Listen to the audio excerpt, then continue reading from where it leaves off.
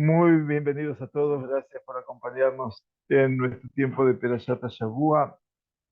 Estamos transcurriendo las 3 semanas de los Shavuot, Ben Hametzarim, un tiempo muy particular, donde el escenario del duelo por la destrucción va cobrando cada vez más sentido.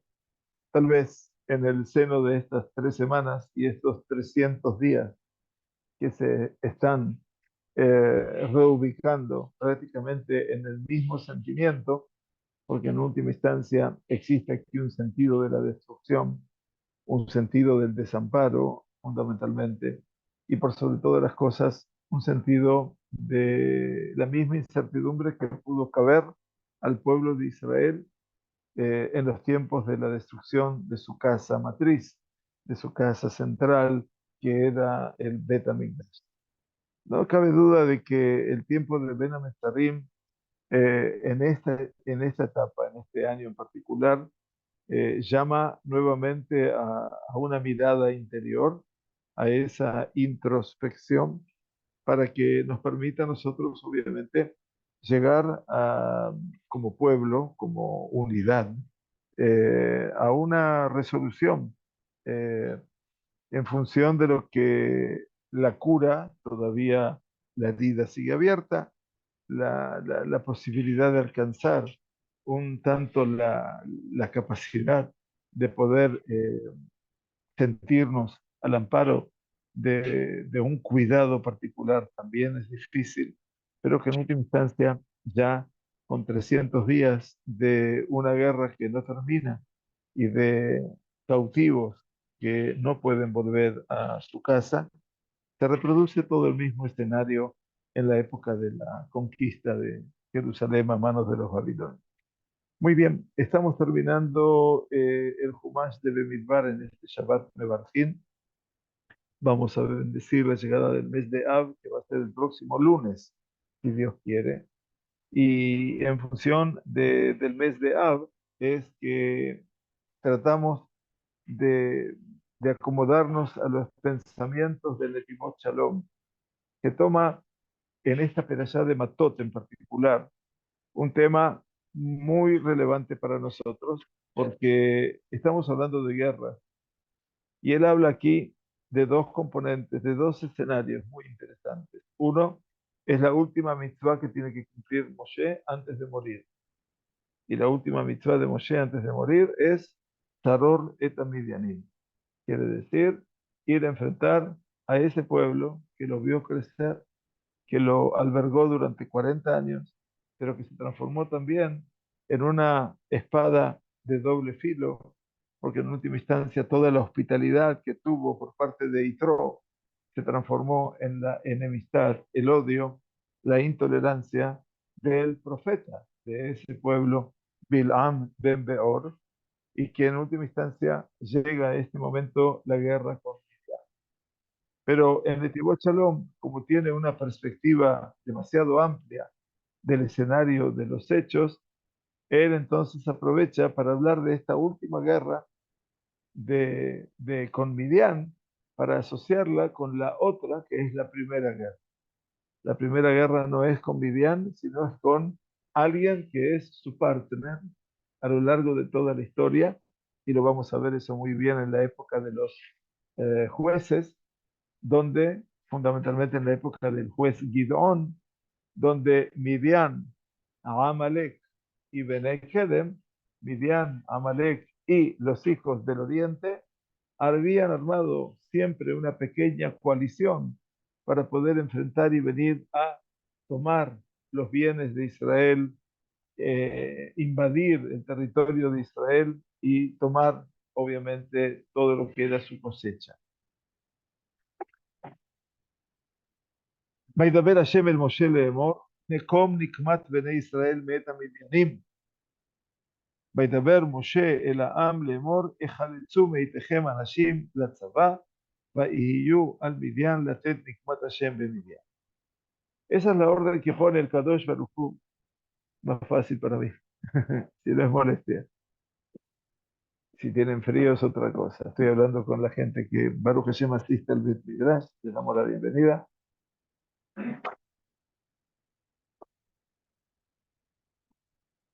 hay lugar de sobra. Habló Hashem a Moshe diciendo, y ahora tomarás la venganza de los hijos de Israel, de todos los Midianim, etcétera. Y habló Moshe al pueblo diciendo, Ejaletzu meitechem anashim, alisten de entre vosotros hombres para el ejército, Ve'ihiyu al Midian, y estarán ellos sobre los midianitas, la tet nikmat Hashem de Midian, a fin de, obviamente, poner la venganza de Hashem sobre Midian. Interesante que todo el aspecto de Midian no es una venganza propia de Moisés, es una orden que viene de quién, del Boré Olam. La Nekamá es de él, porque por todo lo que Midian hizo con sus mujeres, acuérdense de la princesa Cosbi Batsur, ¿no es cierto? Que ella fue la que casi corrompió todo el escenario del pueblo judío. Y así entonces dice el Midrash, y también lo explica Rashi, esto que dice aquí la Sagrada Torá, Ejaletzu meitchem anashim, alistad de entre vosotros hombres, se refiere, dice el Midrash y también lo dice Rashi, Anashim, Ainu, Tzadikim. Quiere decir que las personas que sean alistadas tienen que ser hombres justos, hombres de principios, en principio. Y sobre la guerra con Amalek está escrito, Bejar lano Anashim, elige para nosotros hombres, y la intención también son Tzadikim. Anashim, Mishelo, Hedukmato. Quiere decir que le dijo a Yoshua, tú tienes que elegir hombres como tú y de acuerdo a tu modelo y a tu ejemplo. Entonces, lo que está buscando la asociación que hablábamos al principio de nuestro Sheur es que aquí hay una guerra en la cual hay que elegir hombres. El común denominador es hombres que tengan sentido pleno de la justicia. Y el común denominador es que esto fue dicho en la guerra de Midian y en la guerra con Amalek. Entonces, pregunta el Netivot Shalom, debemos entender, Maua Inyan Shedavka, cuál es el tema que precisamente en las dos guerras estas, la guerra de Midian y la guerra de Amalek, fue necesario elegir Anashim Tzadikim. O sea, el Midrash interpreta que cuando dice Anashim, no está diciendo cualquier tipo de hombre ni de calidad de soldado. Está hablando de la condición moral de esa persona y esa condición moral se llama tzadikim. Estos son los tzadikim, los hombres que hay que elegir. Lo mismo dice Netivot Shalom, lo que encontramos todavía en estas dos guerras. Hay algo en común con estas dos guerras, la guerra de Midian, la guerra de Amalek,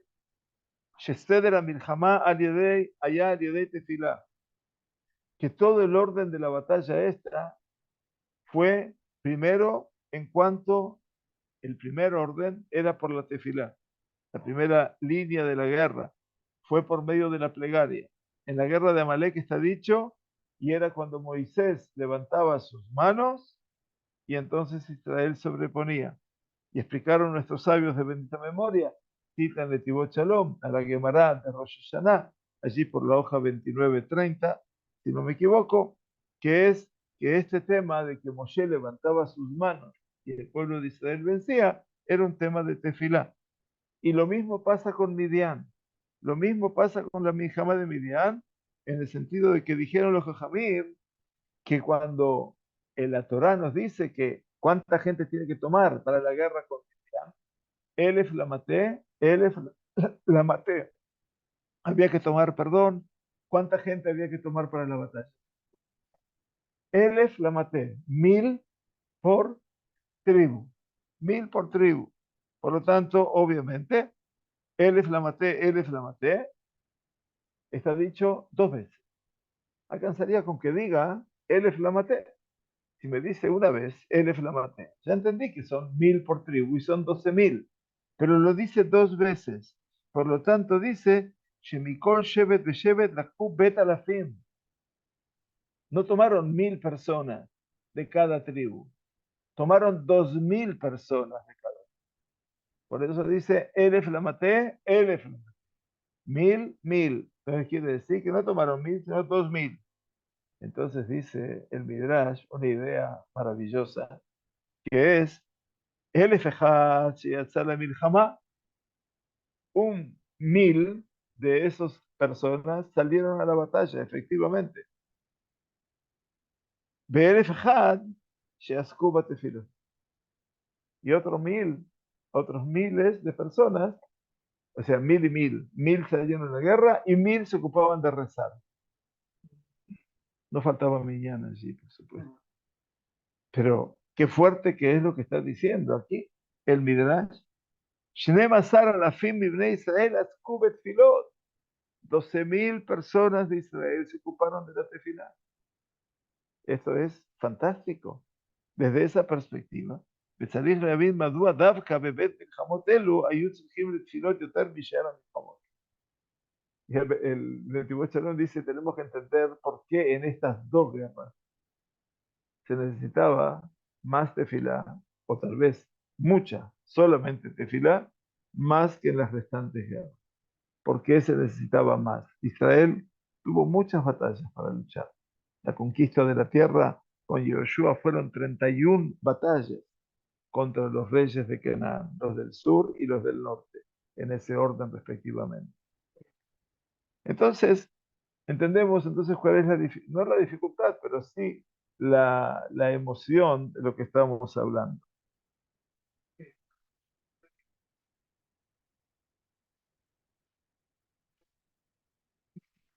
Muy bien. Lo que algo también de Sara, que se manifestó y que por una parte. No solamente, sí, bueno, y ese era obviamente el impulso del mal formaba parte de la transgresión con Midian, pero aquí la tefilá, obviamente, tiene que ver con todo lo que es una guerra. ¿Y qué tiene que ver la tefilá con la guerra? Eso es lo que está preguntando en el Shalom. ¿Por qué se necesitaba? Tefilá en la guerra siempre se necesita. El Cohen, cuando los soldados salían a la guerra, les daba una brajá y los alentaba y les decía, todo eso. Existía una plegaria funcional para todo el ejército. Pero ¿por qué en estas dos batallas se necesita mucha más tefilá que en las demás? O sea que aquí hubo 12.000, perdón, dicho 24.000, 12.000 era para la guerra y 12.000 eran los que rezaban. Entonces tenemos que entender cuál es el motivo final de todo esto. Tal vez esto nos llene un poquitito, que nos lleve un poco más de luz a toda la realidad que vive hoy el pueblo judío. No solamente el pueblo judío puede sobreponerse en el campo de la batalla, sino fundamentalmente en todo lo que es la tefilá. Y no hay ninguna duda de que mientras están esos jóvenes, tzadikim, mamash, que van al frente de una guerra que ya supera casi los 300 días y que en última instancia están arriesgando sus vidas, Dios nos permita, y que en última instancia, ¿cuál es el continente que los sostiene? Su fortaleza, su dignidad, su lucha, lo sostiene el Boreo Olam, el Creador, y también por otro lado, las tefilot de quién? Ajenu Kol Bet Israel, nuestros hermanos la casa de Israel. Y entonces dice, y para explicar el tema, es que las demás guerras fueron guerras físicas que lucharon contra el cuerpo de Israel. Todos eran guerras físicas. Sin embargo, la guerra de Amalek no fue una guerra física, sino una guerra rujaní, espiritual. Que en el momento que Israel empezaron a prepararse, camino de la salida de Egipto, como todo el mundo recuerda, a poder llegar a ese sitio para poder vivenciar lo más excelso de toda su existencia espiritual, que se llamaba Kabbalat Torah, antes de que llegasen al monte Sinaí, ahí apareció Amalek, que es el principio de todas esas cáscaras, esos aspectos impuros. ¿Y qué quiso Amalek con eso? Amalek no quiso el cuerpo de Israel. Lo que quiso fue, amén de matar a los débiles del pueblo judío, lo que quiso fue cortar definitivamente ese vínculo que se habría de producir de allí en adelante entre Dios y el pueblo judío. Ese concepto de Bekut. dice él, entre Israel y su Padre Celestial. Y por eso, en esta batalla, Akadosh Baruj Hu le pone su sello y dice, Milhamá la Adonai Ba'amalek. Esta es una guerra que tiene el Todopoderoso con Amalek, y no solamente aquella, sino Midor Dor, de generación en generación.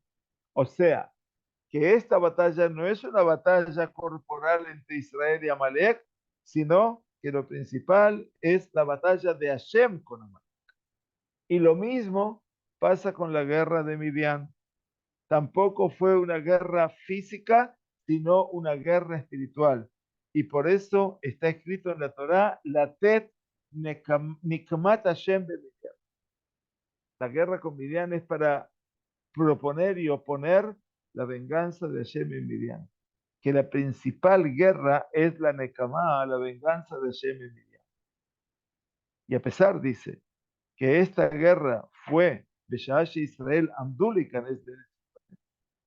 quiere decir, la guerra con Midian es, a diferencia de la guerra con Amalek, la guerra con Amalek era la revelación de Dios. La guerra con Midian es el momento de dónde, de entrar a dónde, a la tierra de Israel, Tajrit Yetziat Mitzrayim, que era la meta dorada de la salida de Mitzrayim, de Asa y Takanagdam, Milhemet Midian. Allí es cuando se produce la guerra con Midian, que fue, ¿qué cosa? La Itgavrut, que fue ese predominio, esa forma de prevalecer del Sitra Ahará, que siempre explicamos el Sitra Ahará, es el lado otro. Quiere decir, tenemos el lado que está próximo, que es el lado bueno, y el Sitra Ahará, que es el lado malo. El lado malo quiere decir las fuerzas del mal que rodean a la persona en cualquier circunstancia. Así lo decimos en el Salmo 91, y Pol mitziddeja elef, urbabá mi mineja, eleja lo igash. Todos los Shabbatot a la mañana decimos, caerán, y Pol mitziddeja a tu izquierda, 1000, urbabá mi mineja lo igash, y 10.000 a tu derecha no se van a acercar. Quiere decir que todo eso representa un elemento que es antagónico con la vida, la santidad de la persona. Y Midian viene en ese momento, porque Midian, ¿qué es? La clipá de quien es esa cosa que envuelve, que no permite ver lo interior, en este caso el objetivo, de Bilam y de Balak. O sea que Midian es la conjunción de quién? De dos entes que vienen a qué? A hacer fracasar al pueblo judío, en este caso para lograr la desconexión y el vínculo y la unidad de Israel, no solamente con su Padre Celestial, que lo lograron, con la corrupción sexual, sino también con la tierra de Israel. Y entonces es terrible, porque al final del cuenta, lo que vemos aquí es una coyuntura realmente compleja, que aquí tenemos que Midian y Amalek actúan los dos en un mismo escenario, uno tratando de evitar el vínculo con Dios y el otro tratando de evitar el vínculo con la tierra. Al final de cuentas, ¿qué es lo que queda? Si me quedo sin esto y me quedo sin esto, ¿con qué me quedo? Vacío. Y el vacío representa, ese vacuum, representa a veces el hombre de fe que ya no tiene Dios, porque este Amalek ha venido a quitarle ese Dios, y el hombre que ama la tierra, que se ha quedado sin la tierra, porque Midian ha logrado prevalecer sobre él. Si hoy la mayor crisis del pueblo judío no pasa solamente en las diásporas con el antisemitismo, la mayor crisis del pueblo judío tal vez pase puertas adentro, donde hemos perdido la lección de historia del sionismo, del amor a la tierra, del amor de los patriarcas a la tierra. Todo eso se ha perdido. Midian prevalece.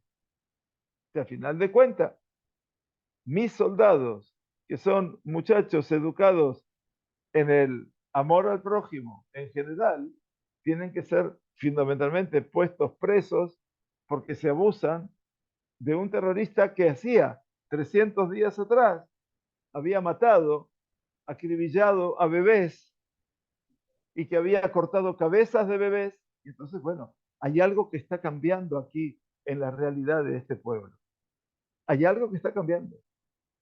El criterio moral está cambiando. Y entonces, eso pasa cuando vamos a encontrar la gente que da la vida por esta tierra, como estos jóvenes soldados, que aman la tierra y que no van a renunciar ni un instante. Y lo que pasa en los estrados de la justicia, en la política, de derechas y de izquierdas, que cada uno está dispuesto a renunciar a esta tierra. Ese es el germen de Midian. Y lo otro es el germen de Amalek. Entonces uno tiene que decir, bueno, un momentito, a ver, ¿dónde estamos? Que hay dos enemigos nada más. Bueno, hoy tenemos dos frentes, lamentablemente, pero tenemos todos los que se adhieren a los frentes. Más al norte, más al sur. No importa.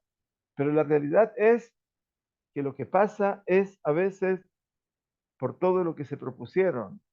Y si hoy en día seguimos escuchando en las más grandes universidades del mundo, más grandes, no sé por qué se les llama grandes, que este lugar es Free Palestine, desde el río hasta el mar, eventualmente, me parece que, y hay gente que lo está cantando desde puertas adentro también, significa que se ha perdido una noción.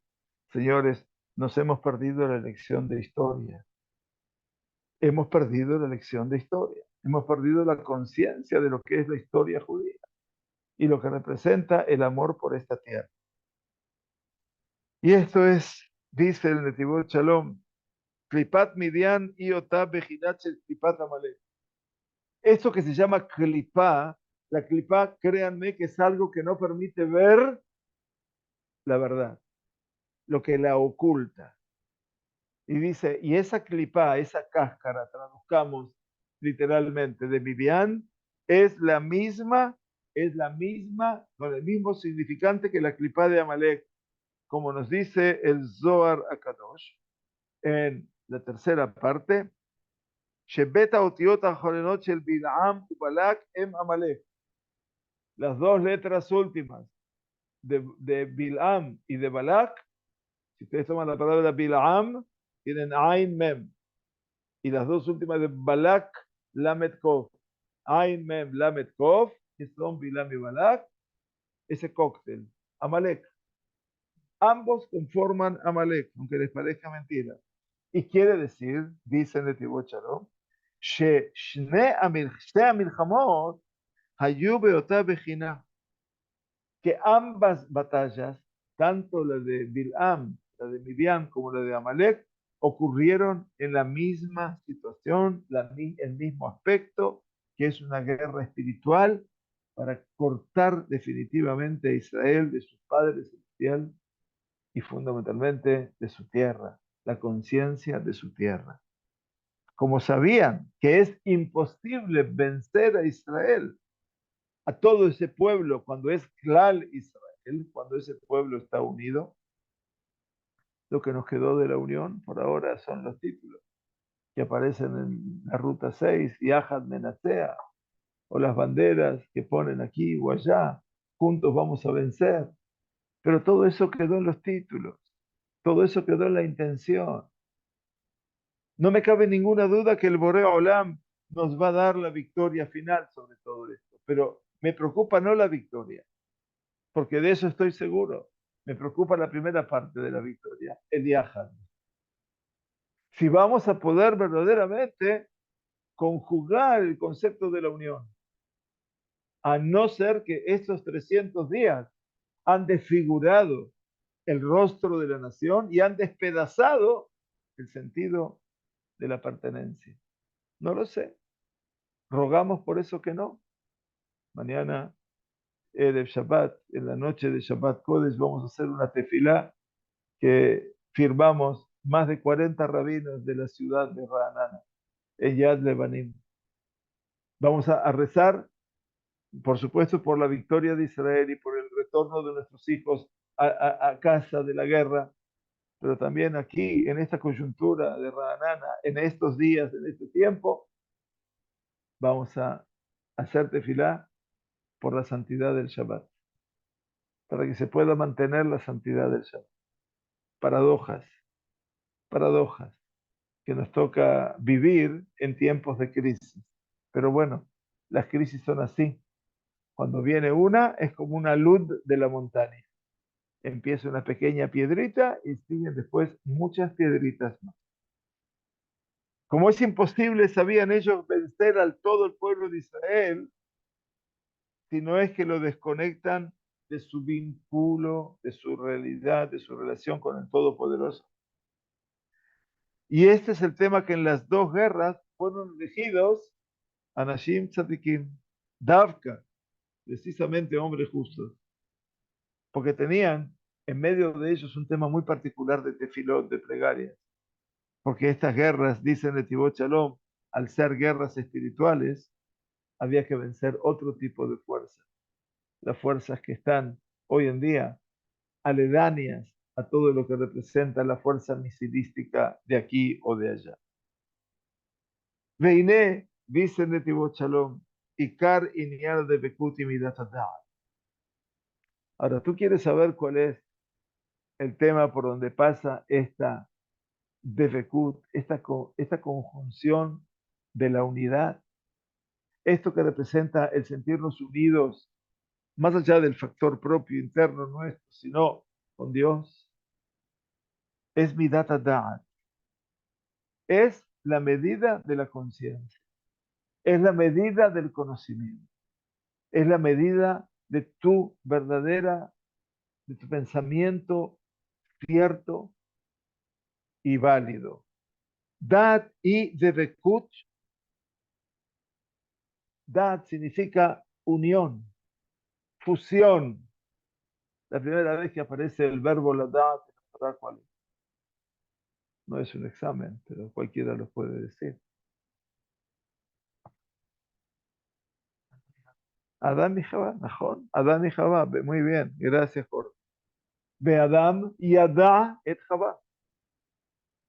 ¿Qué significa que Adam supo a Jabá? Habla allí de esa fusión del hombre y la mujer. Esa fusión, esa unión del hombre y la mujer se llama Gadá. No hay verbo más exacto para lo que habla no solamente de la vinculación de los cuerpos, sino también la vinculación de las almas. Y entonces dice,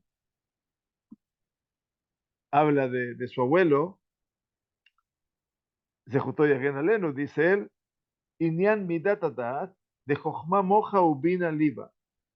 Dice que el Moach, aquí, nuestro raciocinio es la sabiduría, Jochma, y la Binah está asociada al corazón. Binah no es la sabiduría, la Binah es mucho más que la sabiduría.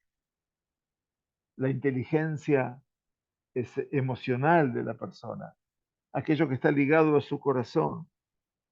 Y por lo tanto, el Da'at es lo que contiene ambos aspectos. El Da'at contiene lo mental y el corazón.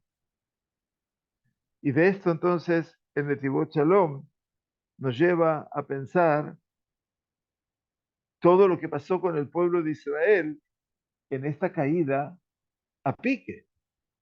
¿Qué pasó con el pueblo de Israel? El pueblo de Israel dice, explican los Jajamim en el Tratado de Kiddushin, Shema ir'er teshuvah beda'ato.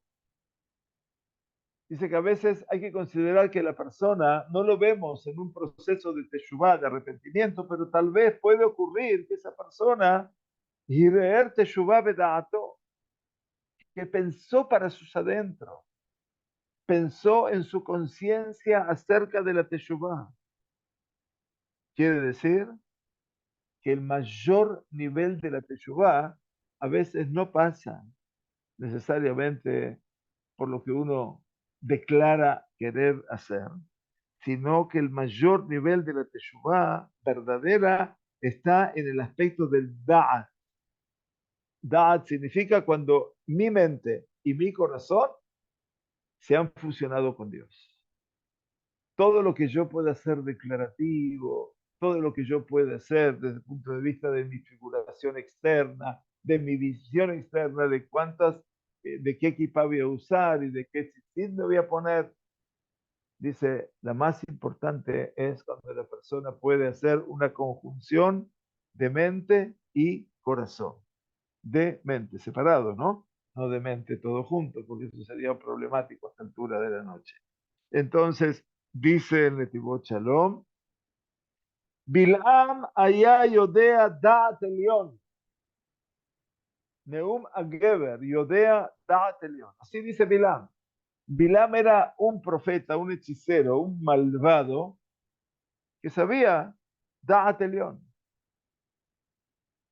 ¿Qué acaso el discurso de nuestros enemigos al decir Allah o el Akbar no están hablando de Dios? Sí están hablando de Dios. Y ellos parecen saber concretamente cada instante de lo que Dios quiere, como Bilam. Y todo lo que hacen lo hacen en nombre de ese Dios.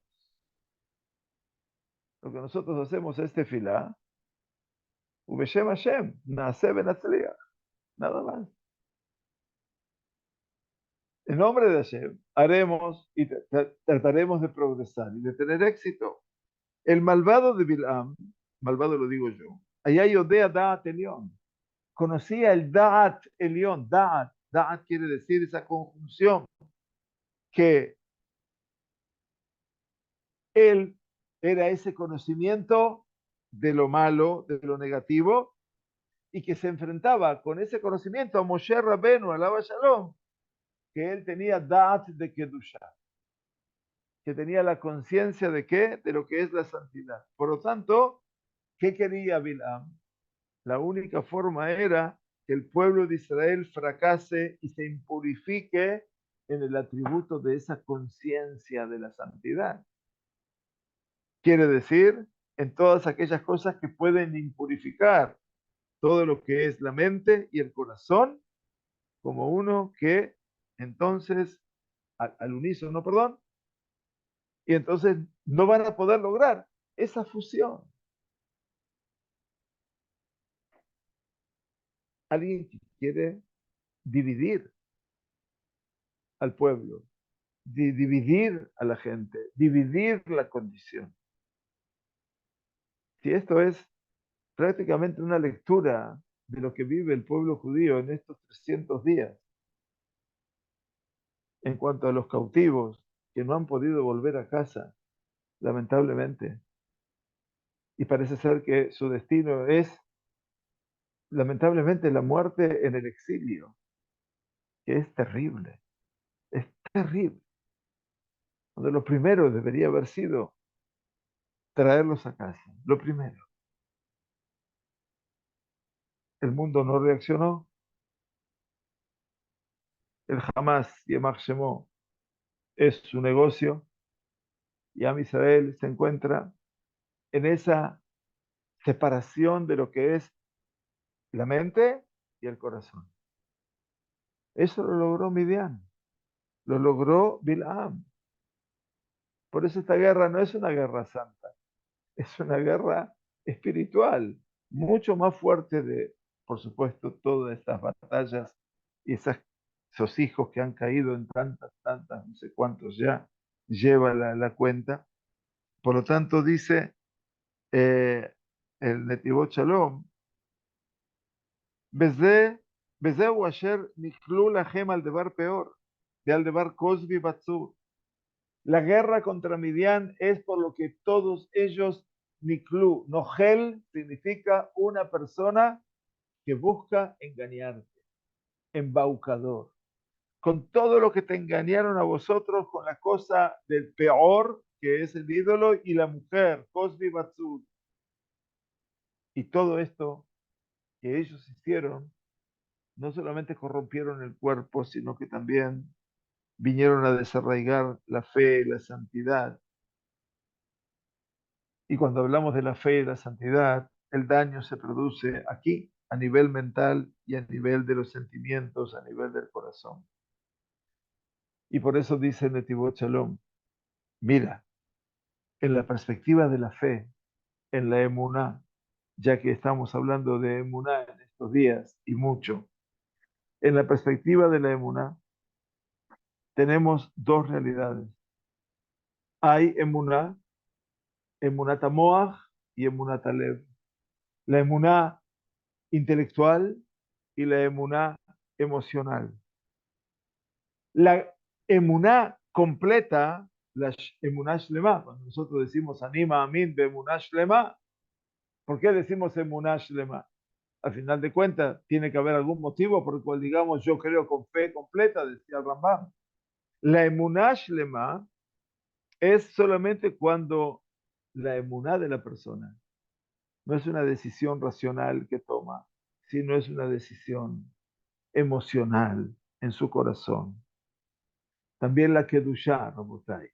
También la santidad atraviesa la mente y el corazón, porque la raíz y la fuente de todos los defectos está aquí, en el pensamiento, en la actitud, y también hay Kedushá en el corazón. Y por esos dos temas, Emuná y Kedushá, tanto la fe como en el tema de la santidad, son dos palabras, dos emociones, dos niveles en los cuales podemos conjugar la unión con Dios. Y por eso Bilam y Balak quisieron hacerlos fracasar definitivamente al pueblo, llenándolos de tantos pegamín. Pegamín son cosas que están dañadas en el tema de sus vidas, por medio de los cuales habrían de separarse y definitivamente de Dios, bendito sea. La batalla de ellos, de Midian y de Amalek, estaba en ambos aspectos, no en uno de ellos, porque sabían que era imposible sobreponerse a Israel e impurificarlos absolutamente si no los hacían caer en esas dos niveles, en esas dos virtudes. Y dice el Netivot Shalom, Kol od sheyehudi mahazik bekoach haemunah, todo tiempo que el Yehudí puede aferrarse a la fuerza de su fe, afilu im nichshal be'inyan kedusha, incluso si fracasa en el tema de la santidad, pero se mantiene todavía con su emuná íntegra, dice, puede aferrarse a la fuerza de la emuná, Joser umechazek et atzmo al yedei haemunah umitaken mashach. El Yehudí puede volver con su emuná y corregir lo que hizo mal. Y lo mismo pasa cuando el Yehudí se comporta con Kedushá, con ese sentido de la santidad completa. Afilu kasher nechshechet beirut emunato, incluso cuando su emuná se ve un poco oscurecida. Puede ser en estos días que la gente vea su emuná que no ilumina como siempre. Entonces, cuando se comporta con santidad, Beshameru bene Selet Shabbat, porque al final el Shabbat es Shabbat Kodesh. Es lo que nos regala una vez a la semana la Torá, el Boré Olam, para que podamos conectarnos con la santidad. Y al final de cuentas, los 6 días de la semana están llenos de hol, están llenos de vacíos. Llega el Shabbat para qué? Para traer un poquitito de la muestra de esto. Entonces dice, cuando el judío se comporta con un poquitito de Kedushá, inclusive cuando la claridad de esa emuná se ve a veces oscurecida u opacada, vuelve su emuná a iluminarse. Y por eso necesitaron proclamar en esta batalla sobre dos temas al unísono, porque solamente sobre esos dos temas iban a poder sobreponerse sobre todo Israel. Bilam y Balak, Midian y Amalek buscan que la emuná se caiga a pique y la kedushá se caiga a pique. Si no tenemos emuná y no tenemos kedushá, no tenemos a Israel. Increíble. No estoy hablando aquí de religiosidad, estoy hablando de emuná y de kedushá, que no tienen nada que ver con los conceptos religiosos habituales que uno tiene. Porque a nosotros nos encasillaron que el hombre religioso tiene que ser un hombre de fe, y el hombre de fe tiene que ser una persona que se comporte con santidad. Y yo les pregunto, ¿santidad qué significa? ¿Solamente vivir con un sidur en la mano? ¿O extender la mano al necesitado y cuidar al enfermo y visitar al enfermo? ¿Qué es la kedusha? La kedusha es en la palabra que tú hablas también, o no, no importa lo que digas, lo importante es que tú te muestres como religioso. Rabotai, rompamos con las estructuras. Emuná y Kedushá significa aquello que te brindaron tus padres en tu casa. Unos por más y otros por menos. No importa. La misión tuya no está en continuar lo que te dieron, sino en potenciarlo. Porque tú también te vas a ver continuado. Y eso es lo que Bilam y Balak vinieron a hacer. Y esto fue el Hidush. Esto fue lo novedoso en la propuesta de Bilaam de que Balak, después de que intentó maldecirlo, si no pudo, que caigan en esos dos temas al unísono, Emuná y Kedushá. Y entonces de esa manera van a poder eliminar a todo Israel. Dios no permita. Y así fue la guerra con Amalek. La guerra con Amalek fue en esos dos temas. Porque ayer Karejá Badere, que vino detrás tuyo por el camino. ¿Qué quiere decir Karejá? Rashi, entre las explicaciones que trae, es Keri. ¿Qué quiere decir Keri? Una mancha que viene a marcar la impureza, o bien el mikre y la tum'a, la impureza. Pero también, ayer karejá viene de la son kerirut. Kerirut viene de kar, y kar quiere decir frío. Y entonces, ¿el frío de qué? Dice, kerirut emuná. El enfriar la fe del pueblo judío, y esa también fue la clipa, la cáscara de Amalek, para que Israel cayera en esos dos aspectos. Y por eso termino 2 minutos. Está escrito en la guerra con Amalek, Vayei Yadav Emuná Admo Hashem. Maravilloso. Cuando Moshe estaba ahí en la montaña y Aarón y Hur sostenían sus manos, dice, y fueron sus manos Emuná. ¿Las manos son Emuná? Sí. Cuando tú das la mano a alguien con tu corazón, es Emuná. Cuando haces un gesto de darle la mano a alguien, de estrecharle la mano a alguien, también es Emuná.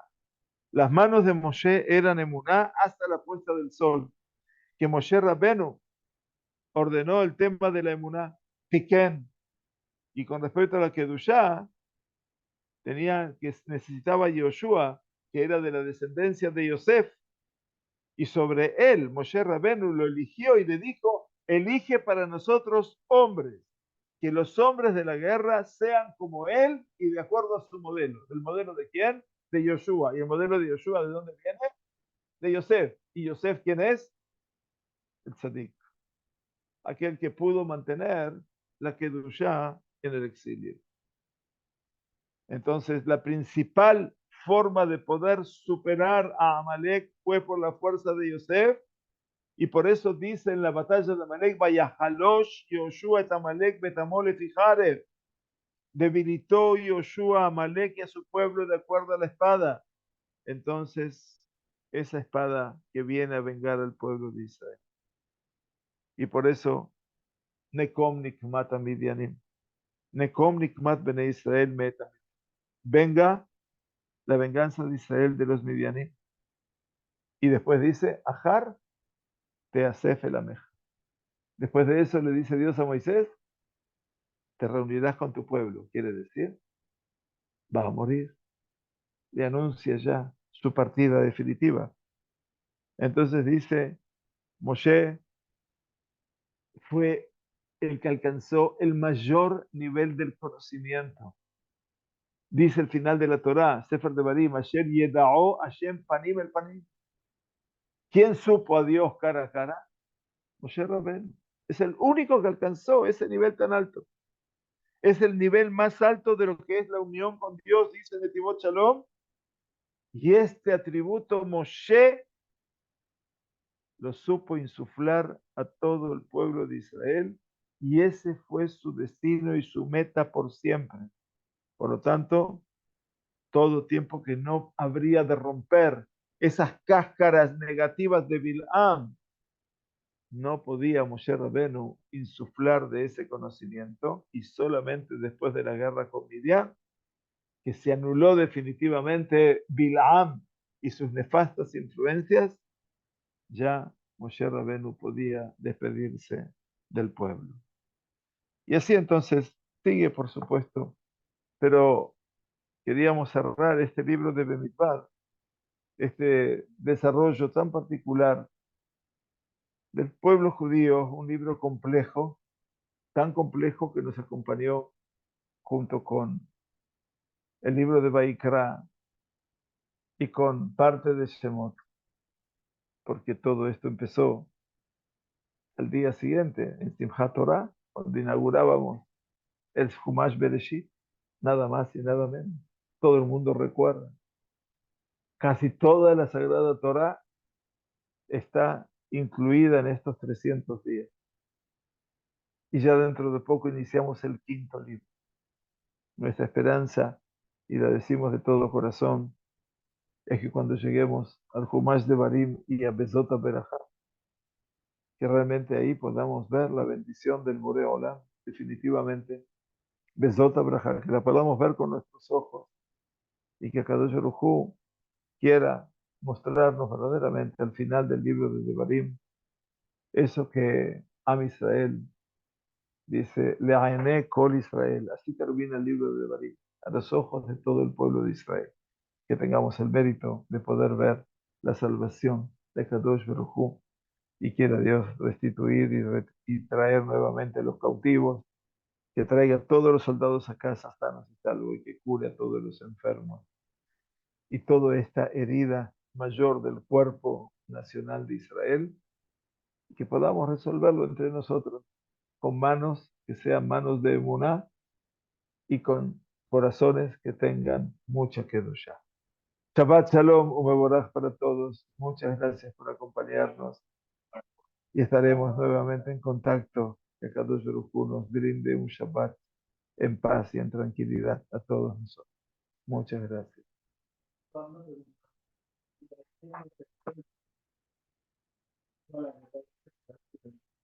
Y en el contexto de la Jabruta para la estudiantina, que tienen que haber dos personas que estudian, pero hay una sola persona. No, si fueran jabrotos, digamos, tendrían que haber estado o dos haciendo tefilá o dos en la batalla. Entonces, de ahí nace la corresponsabilidad, que no alcanza solamente el concepto eh, de la guerra en sí para sobreponerse, sino también de la plegaria. La plegaria es tan necesaria como la guerra. En este caso, Israel tiene que vivir por la espada, ¿no es cierto? A pesar de que esa fue la bendición para Isaac, al-Jarbejat y sin embargo, Israel debe vivir por la espada. Y entonces, aparte de la espada, entonces, ¿qué dice? Cuando Jacob habla con sus hijos, que pudo superar al Kenaanita Bejardiu Becastín. ¿Alguna vez lo vimos luchar a Jacob eventualmente? ¿Alguna vez lo vimos pelear a Jacob? ¿Alguna batalla? Contra el ángel, nada más. Muy bien, pero una batalla con él, una lucha de levantar polvo. Él dice que luchó contra el Kenaní, Bejardiu Becastín, con mi espada y con mi arco. ¿Alguna vez lo vimos a Jacob con una espada? ¿Alguna vez lo vimos con un arco? Entonces, ¿qué dice la traducción aramea?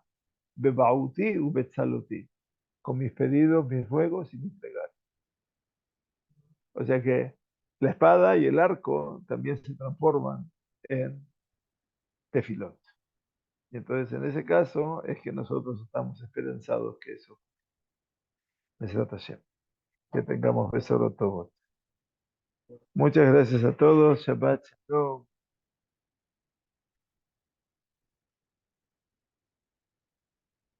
Muchas gracias.